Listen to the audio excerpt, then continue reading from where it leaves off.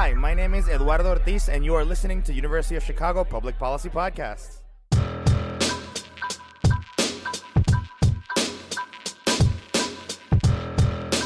You're listening to Root of Conflict, a podcast about violent conflict around the world and the people, societies, and policy issues it affects.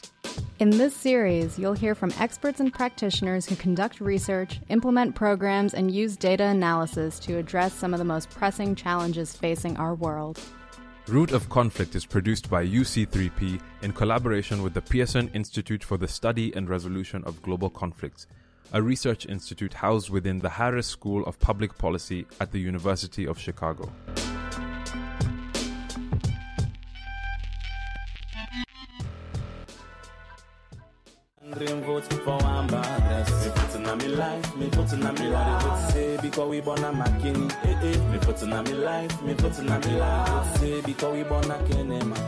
That was My Vote, My Life, a civic education song encouraging Sierra Leonean citizens to turn out and vote in the 2018 general election. The song featured some of Sierra Leone's biggest music artists and was produced with the support of the Institute for Governance Reform. I'm Mwangi Thoita. And I'm Aishwarya Rajay. In this episode of Root of Conflict, we spoke with Andrew Lavallée, the founding executive director of the Institute for Governance Reform, or the IGR, a research and evidence-based advocacy think tank based in Sierra Leone. In this interview, we discussed the concept of social accountability in a post-conflict context, as well as the IGR's work in promoting sustainable development and strengthening political and economic governance in Sierra Leone.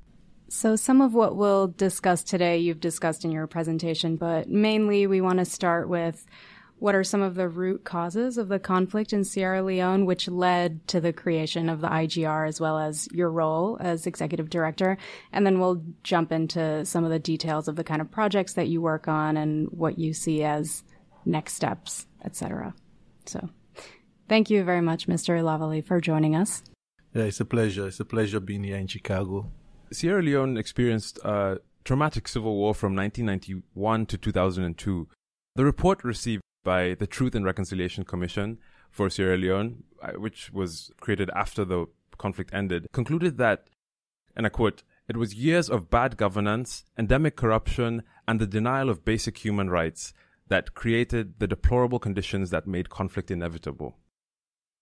Do you generally agree with this assessment of the root causes of civil war in Sierra Leone? So the war actually started as a politically based conflict, as a straightforward expression against injustice and misrule. So later it became a monster that nobody seemed to be able to handle. But when you look at the cause of war, it was a sad accumulation of many things set in motion years back by what we may refer to as insensitive band of politicians. In many ways, it's quite true for anyone that has been paying attention to Sierra Leone. The denial of rights, the lack of basic services. Sierra Leone has been at the bottom of Human Development Index way before the war. Growing up in Sierra Leone way before the war, there was a common saying that we need to fight before we can have the country moving. It was difficult for, during the one-party era, for people to have dissenting voices. Even when you talk about the way public officials were being treated, they can wait for months to get their legitimate salaries for which they have worked. So that was the story of many parts of the country. And you're the executive director of the Institute for Governance Reform based in Sierra Leone, which is an evidence-based policy research organization that also engages in advocacy work. So can you tell us a bit more about what is the IGR and what led to its formation, as well as what are your main responsibilities as the organization's executive director?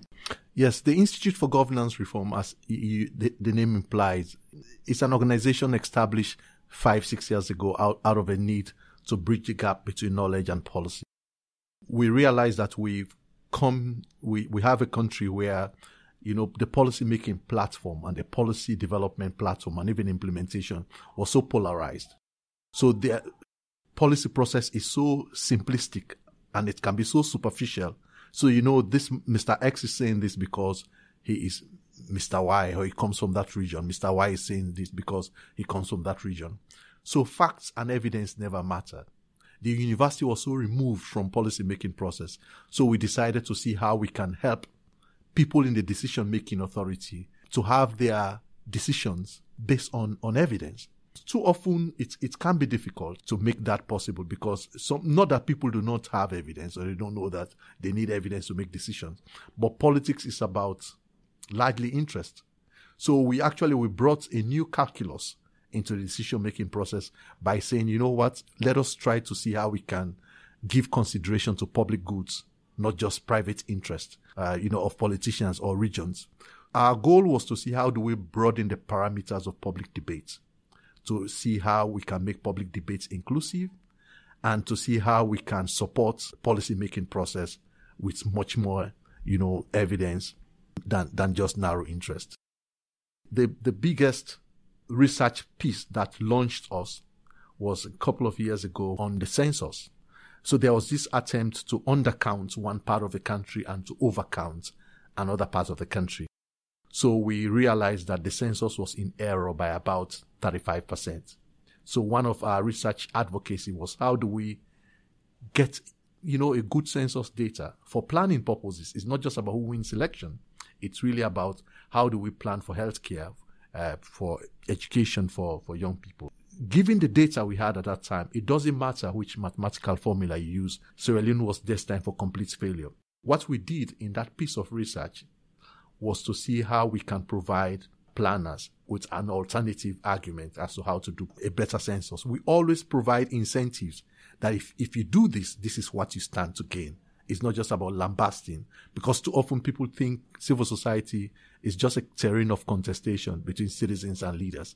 But we, in our work, we ensure that there is always an incentive created. Say, if you do this, this is how you may look good. And this is how people will appreciate you. And your longevity in power, in public office will actually depend on that. And I'm curious to know if you could speak a little bit about the survey methods that you use, basically getting a sense of what are the most important policy priorities for citizens in Sierra Leone. And were there any challenges in terms of reaching the populations that you wanted to reach and collecting the data that you wanted to get? How was that survey administered? We actually did 3 surveys. It was part of our advocacy on free, fair, peaceful elections. But on top of that, how do we have meaningful election? Election not based on vote buying, not based on, giving cheap alcohol or identity politics. But what we did in that survey is to see how we can make that shift. We adopted a lot of participatory approaches to ensure that we get data. But for us, over and beyond collection of data, but how do you use data to inform decision? How do you use evidence to inform policy-making process? So what are the incentives to ensure that policymakers actually use evidence? Because too often we believe that people in decision-making can be benevolent. If you are giving resources, you are giving the right advice, they can deliver good results. Or if they don't, they are corrupt. We make these assumptions without understanding what their pressures are.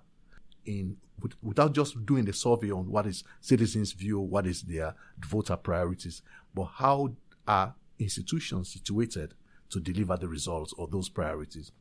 So we, randomized process where we statistically we ensure that everyone in a country has a fair amount of opportunity to be spoken to. So we actually collected voter register for 2012.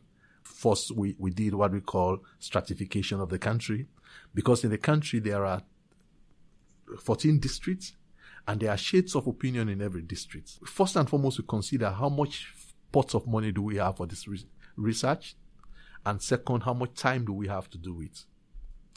So based on that, we stratify the country, because we don't have money to do a census. We have money to do a piece of research to inform elections.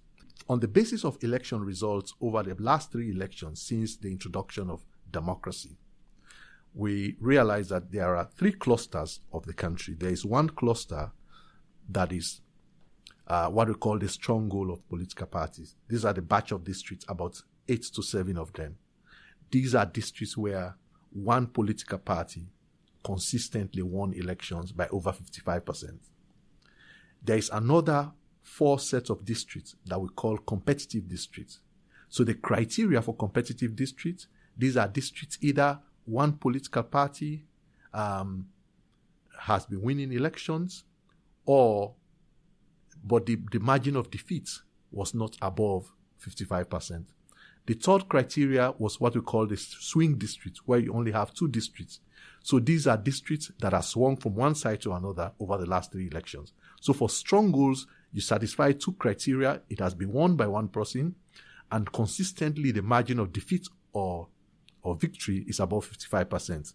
So in competitive districts, it can be 2 of those variables, and in swing district, none of the variables apply. So based on that stratification, we formulated our research tools, and we got our sample sizes. We did rigorous sampling with the support of Statistics Sierra Leone. So we hired enumerators, about 90 of them, for us to do the data collection. For us, what is more important, every academic can do research, but what is more important for a policy practitioner, what is going to be the uptake of that information? We just try to tick the boxes that it was not our own views, our own opinions.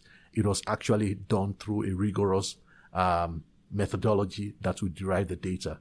But over and beyond that is, how do we ensure that there is an uptake? One, how do we ensure that that data is generated is going to be used to improve performance of electoral management, elections management institutions? And over and beyond that, how are we going to ensure that politicians actually take citizens' feedback? And the only way politicians can do that is when they trust the source of data. They are part of the data generation process, or they at least understand how it all went on. At the end of the day, there will be backlash. They will disagree, because if the data swings in a certain way to say this party is not going to win or is going to win, there will be some criticism. We've had Donald Trump talking about fake polls. So the issue of opinion polling, in Africa, in Sierra Leone, I could say that those are the very first ones we get in so far. So you expect vested interest to fight against it, but where interviews we are taking. So to some point, that if you take that same methodology, you repeat in another survey, you will get the same results. So we ensure that was done. So the Citizens Manifesto that IGR, along with, is it 720 civil society groups, which included women's advocacy groups as well. You guys came together to produce a landmark Citizens Manifesto before the 2018 elections. So this was supposed to set up a framework for debates on citizens' expectations of aspiring candidates in 2018. Just could you go through some of the core issues that were highlighted in the manifesto, and what were some of your outreach strategies? So the first that we did was to do what we call the KAP, the Knowledge, Attitude and Practice Survey. So we did 3 KAPs. So the first one was to get a baseline. The second one was to get a midline. And then we had to see the end line to see whether all what we're doing is yielding results. So we ensured that political parties were involved. For the first time, we brought political parties together to agree on a tool to measure.